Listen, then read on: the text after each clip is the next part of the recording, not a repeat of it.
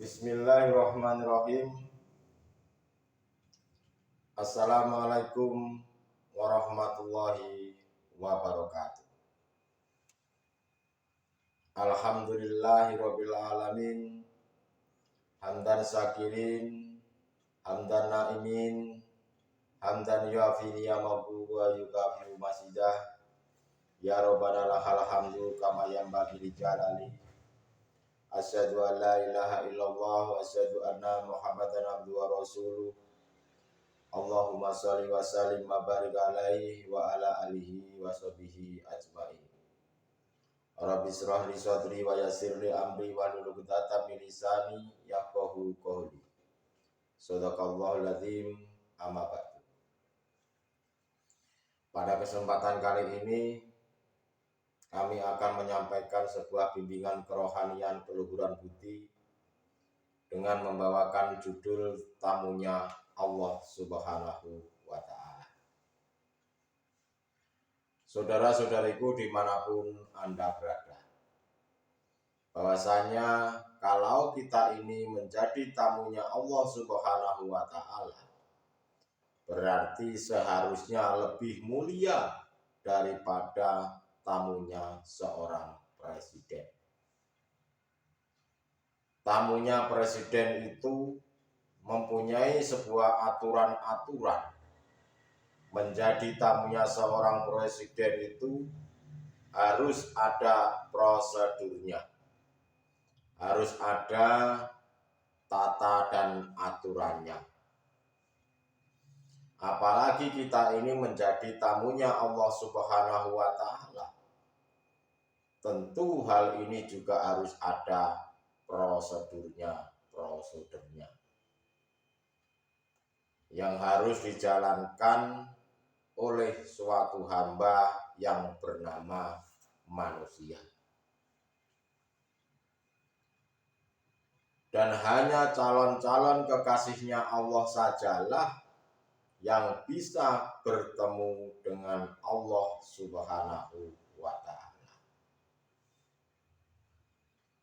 Di mana tamunya Allah ini ciri-cirinya adalah mereka yang mau menerima ajaran-ajaran keluhuran budi, yang mau menerima ajaran-ajarannya Allah dan menjalankannya. Akhirnya Allah itu mau menerima taubatnya hambanya, seorang hamba tersebut. Seperti halnya Allah juga menerima taubatnya Nabiullah Adam alaihissalam, yang terkenal Rabbana dolamna ausana wa ilam tafir lana wa tarhamna lanakunana minal khosirin. Manusia keturunan beliau Nabiullah Adam alaihissalam ini bentuknya adalah telah memakan buah khuldi. Apa khuldinya keturunan Nabiullah Adam ini? Bentuk khuldinya adalah manusia itu telah memakan syahwatun dunia. Untuk itu marilah saudara-saudaraku, kita bersihkan syahwatun dunia itu, agar kita saat ajal menjemput bisa selamat di alam kelanggengan, bisa selamat di alam akhiratnya. Saudara-saudariku jamaah rahimakumullah dimanapun Anda berada. Sebetulnya yang kembali itu adalah ruh kita, dan bukan jasad jasmaniah ini. Sebab yang namanya ruh ini sebetulnya tidak akan pernah bisa meninggal. Jika di dunianya ruh ini mereka buta terhadap Allah, sudah pasti nanti di alam akhirat pun akan semakin buta terhadap Allah. Semakin gelap jalannya, semakin gelap gulita tanpa ada cahaya sedikit pun yang meneranginya. Itulah saudara-saudaraku dampak daripada kita ini mengingkari ajaran-ajarannya Allah. Janganlah kita ini hanya bertakwa sebatas jasad jasmania ini saja yang diatur di dalam syariat, tetapi bertakwalah sampai masuk di dalam hati, yaitu hukum-hukum hakikatnya. Jika takwa kita ini hanya sebatas jasad jasmania, maka takwa kita ini sebetulnya belumlah sempurna.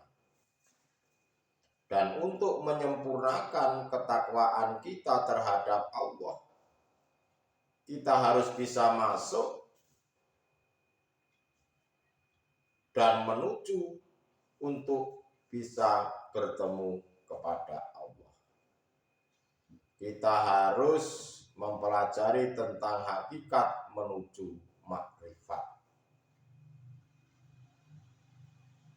Jika kita ini, khususnya bagi saudara-saudaraku yang muslim,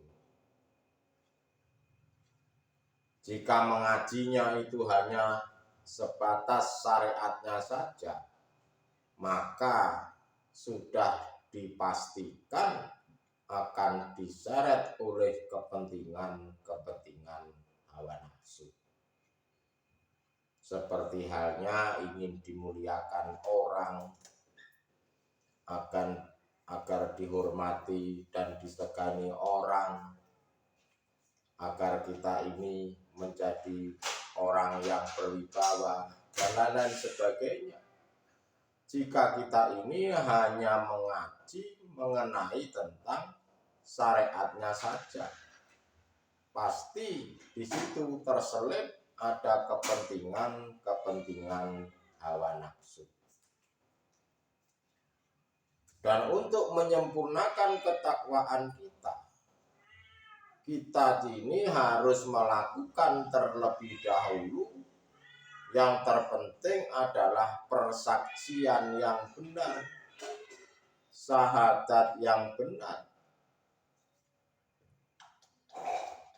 Kalau syahadatnya syariat, khususnya saudara-saudaraku yang beragama Islam, tentu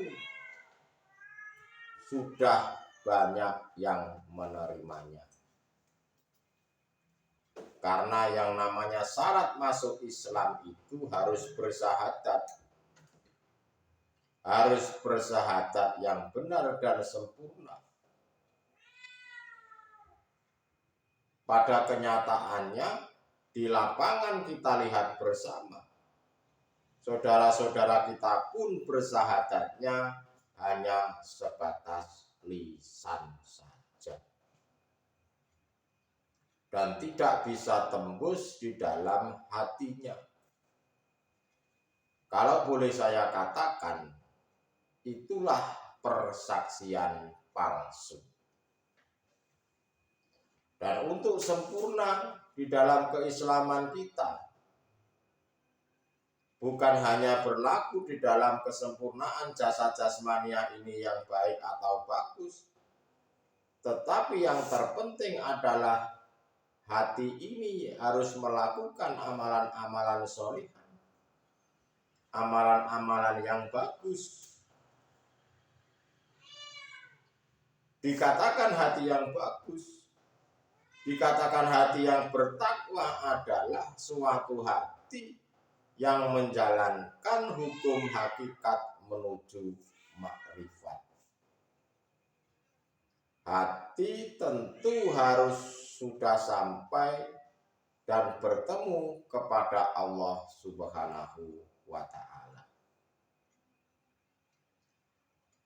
Lalu siapa yang dikatakan tamunya Allah Subhanahu wa taala itu?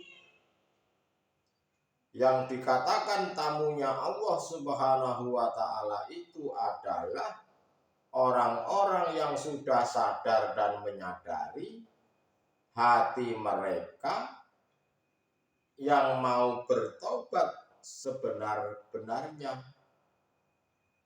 Orang yang mau menerima ajaran-ajaran tauhid ilahiyah, mengamalkan serta melakukannya secara istiqomah. Itulah saudara-saudaraku, tema pada malam minggu ini, tema tentang tamunya Allah adalah orang-orang yang mau menerima ajaran-ajaran bimbingan kerohanian, mau menerima ajaran-ajaran keluhuran budi mengesahkan Tuhan.